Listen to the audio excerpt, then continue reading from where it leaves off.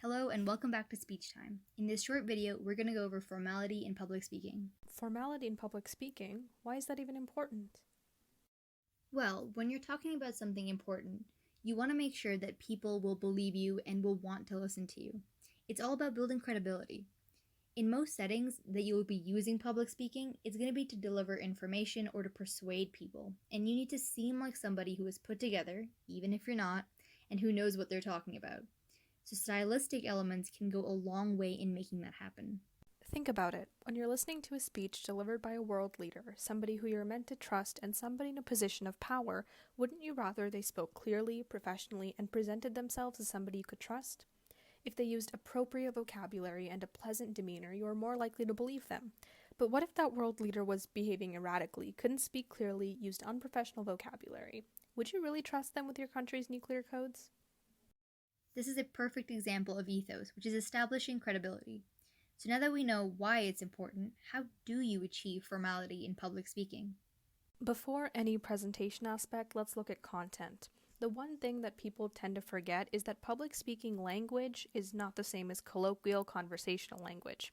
For example, when you're talking to your friends about a subject, you're likely going to use slang terms or jokes or maybe go off topic, all of which is fine in a regular conversation because your friends understand your speech patterns. But in a formal speech, you should really try to avoid those. Hang on. In our previous videos, we were encouraging people to make jokes and use conversational tones. So why the sudden change of heart? Well, that is true, but it all depends on timing and audience.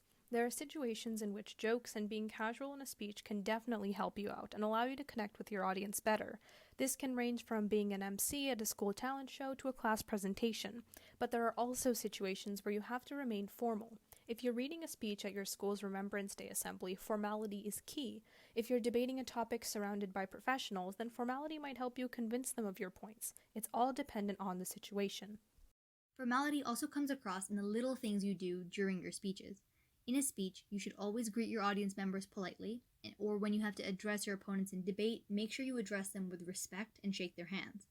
Little things like this can go a long way in making you seem like a professional speaker.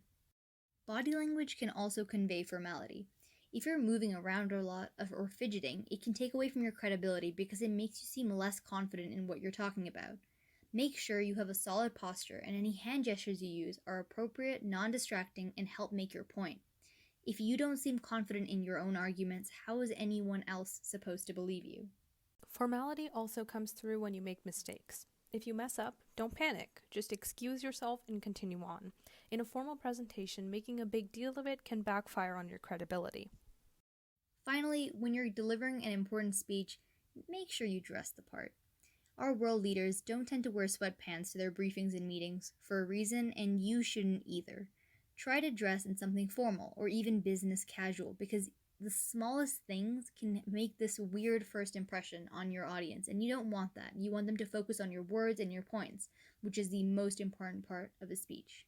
In the grand scheme of things, these little things might not seem as necessary in a speech, and to be honest, they really aren't. But the presentation is super important when you're trying to make a point, and little stuff like attire and language can sometimes make or break your case, so you better know it rather than not. As always, thank you so much for joining us on this newest video from Speech Time. We hope you learned something new here today, and we hope to see you again next time.